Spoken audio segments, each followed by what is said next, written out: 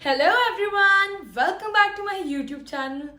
I am Saiasmi Gupta and today we are going to be continuing with our Spanish lesson series. This is lesson number 2. Today we are going to be learning months of the year. So let's get to it.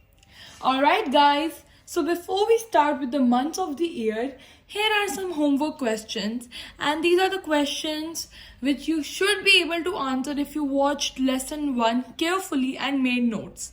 So let's see your memory. So you have to answer these questions. What is handkerchief? What is hello? What is Thursday? What is Saturday? And what is Tuesday in Spanish? Do comment down below. So let's get started. So we have the months of the year. First is January, which is enero, enero, E-N-E-R-O, enero. February is febrero, febrero, F-E-B-R-E-R-O.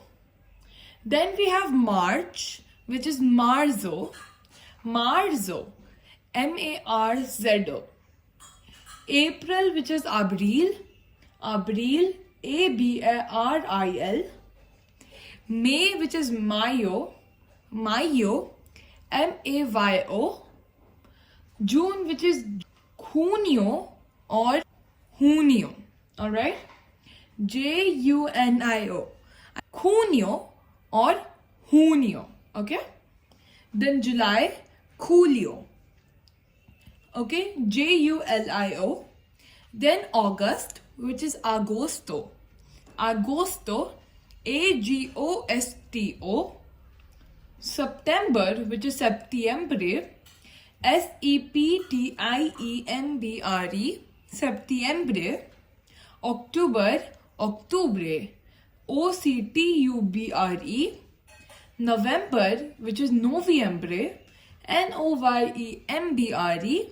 And December, which is diciembre, D-E-C-I-E-M-B-R-E.